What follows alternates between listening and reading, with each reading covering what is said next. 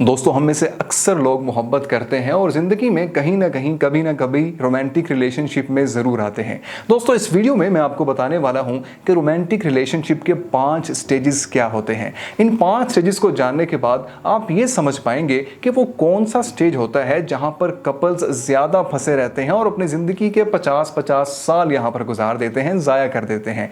और वो कौन सा स्टेज है जहाँ पर सबसे ज़्यादा ब्रेकअप्स होते हैं और तलाक़ें होती हैं और कपल्स अलहदगी इख्तियार कर लेते हैं। तो आइए दोस्तों, इन 5 स्टेजेस को जानते हैं और ये समझते हैं कि हम किस तरह अपने रोमांटिक रिलेशनशिप को बेहतर बनाते हुए 5वें स्टेज पर आ सकते हैं। तो आइए जानते हैं वो 5 स्टेजेस क्या हैं। दोस्तों, सबसे पहला स्टेज है द रोमांस स्टेज। इसे हम अट्रैक्शन स्टेज भी कह सकते हैं। दोस्तों, इस स्टेज में होता यह है कि हम किसी सामने वाले शख्स की तरफ अट्रैक्ट होते हैं और इस अट्रैक्शन की बुनियाद उन नॉर्म्स पर होती है जो कि सोसाइटी हमारे लिए सेट करती है। मिसाल के तौर पर किसी का कद कैसा होना चाहिए, किसी के फाइनेंशियल स्टेटमेंट कैसी होनी चाहिए, किसी का स्टेटस कैसा है, किसी का रंग कैसा है, किसी के नकूश कैसे हैं और उनका सोसाइटी में बिहेवियर कैसा है। तो दोस्तों, ज़्यादातर हम अट्रैक्शन की बुनियाद इन चीज़ों को बनाते हैं और हम सामने वाले की तरफ अट्रैक्ट हो जाते हैं। हालांकि ये आपकी अपनी ज़ाती पसंद या नापसंद नहीं होती। ये वो इमेज है जो कि सोसाइटी ने हमारे अंदर डाला, हमारे अंदर परसेप्शन बनाई और हमने उस परसेप्शन को लेते हुए सामने वाले पार्टनर को पसंद कर लिया। दोस्तों, इस स्टेज में जो हमारे लव हार्मोन्स हैं, जिन्हें हम ऑक्सीटोसिन कहते हैं, सेरोटोनिन कहते हैं और डोपामिन कहते हैं, इनका लेवल बहुत हाई होता है, जिसकी वजह से हम लॉजिकली नहीं सोच पाते। हम ये नहीं देख पाते कि सामने वाले के गोल्स हमारे साथ मिलते हैं या नहीं मिलते, सामने वाले के साथ हमारी इमोशनल कंपैटिबिलिटी है या नहीं है, हमारी फिजिकल कंपैटिबिलिटी है या नहीं है, हमारी फाइनेंशियल कंपैटिबिलिटी है या नहीं है। इन सब चीज़ों को हम नज़रअंदाज कर देते हैं और हम सामने वाले शख्स की तरफ बेतहाशा अट्रैक्शन महसूस करते हैं। इस स्टेज को इन्फैचुएशन स्टेज भी कहा जाता है, क्योंकि हम इस स्टेज में सामने वाले की खामियों को बिल्कुल नज़रअंदाज कर देते हैं और सामने वाले की सिर्फ अच्छाइयों को देखते हैं और हम इस स्टेज में कॉन्फ्लिक्ट्स को भी अवॉइड करते हैं और अपना एक ऐसा इमेज क्रिएट करते हैं ऑपोजिट जेंडर की तरफ जो कि हकीकत में नहीं होता, जो कि रियलिटी में नहीं होता। दोस्तों, इस स्टेज में हम अपनी ज़िंदगी की वैल्यूज़ के बारे में बात नहीं करते, गोल्स के बारे में बात नहीं करते और सामने वाले को ज़्यादा जानने पर फोकस नहीं रखते, क्योंकि हम अट्रैक्शन बहुत ज़्यादा फील कर रहे होते हैं। इससे होता यह है कि हम सामने वाले को सही से नहीं जान पाते और हम साथ साथ कॉन्फ्लिक्ट्स को भी अवॉइड कर रहे होते हैं, हम उन रेड फ्लैग्स को भी अवॉइड कर रहे होते हैं, हम उन डिफरेंसेस को भी अवॉइड कर रहे होते हैं जो कि हमें सामने वाज़े तौर पर नज़र आ रहे होते हैं। इस स्टेज में दोनों पार्टनर्स एक दूसरे के साथ बहुत ज़्यादा वक्त गुजारना चाहते हैं, एक दूसरे के साथ एक एक लम्हा गुजारना चाहते हैं और बेतहाशा वादे करते हैं जो कि कभी पूरे नहीं होते। और इसी स्टेज में आपने अपने साथ वाले दोस्तों से सुना होगा कि वो एक दूसरे से कह रहे होते हैं कि ये लड़का तो बिल्कुल पागल हो गया है, ये लड़की तो बिल्कुल दीवानी हो गई है, इन्हें तो अब कुछ दिखाई नहीं देता, ये लोग तो मोहब्बत में अंधे हो गए हैं।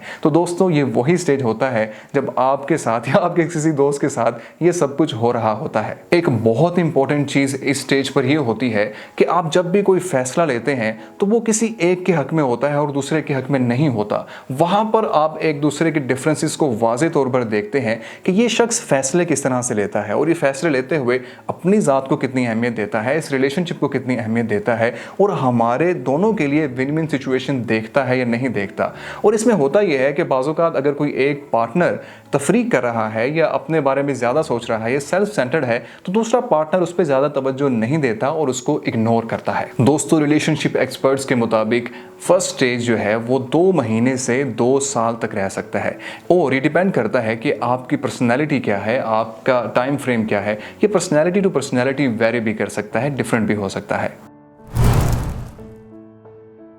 दोस्तों, रोमांटिक रिलेशनशिप का स्टेज नंबर 2 है द पावर स्ट्रगल स्टेज। दोस्तों, इस स्टेज में होता यह है कि आपके हार्मोन्स का लेवल दोबारा से नॉर्मल लेवल पर आना शुरू हो जाता है, जो कि पहले स्टेज में बहुत हाई था, वो दोबारा से अब नॉर्मल लेवल पर आता है। अब इससे ये होता है कि आप लॉजिकली सोचना शुरू कर देते हैं और दूसरे इंसान को लॉजिकली ऑब्जर्व करना शुरू कर देते हैं। अब यहाँ पर होता यह है कि आप डिफरेंसेस पे ज़्यादा फोकस करना शुरू कर देते हैं, क्योंकि आपको ये पहले डिफरेंसेस इतना ज़्यादा तंग नहीं कर रहे थे जितना ज़्यादा अब आपको तंग कर रहे हैं। छोटी छोटी बातों पे आपकी लड़ाइयाँ शुरू हो जाती हैं और आप डिफरेंसेस को लेकर बहुत ज़्यादा परेशान और स्ट्रेस में रहना शुरू कर देते हैं। इस स्टेज को द पावर स्ट्रगल स्टेज इसलिए भी कहा जाता है कि हर पार्टनर ये कोशिश करता है कि मैं अपने साथ वाले पार्टनर पर इन्फ्लुएंस कर सकूं, उसके हैबिट्स को, उसके रवैये को, उसके बिहेवियर को अपने मुताबिक ढाल सकूं और कंट्रोल कर सकूं। तो यहाँ पर आप देखेंगे कि हर डिसीजन पे दोनों पार्टनर्स के दरमियान कहीं ना कहीं कॉन्फ्लिक्ट आ रहा है और बार बार वो छोटी छोटी चीज़ों पर लड़ रहे हैं, लड़ाई कर रहे हैं।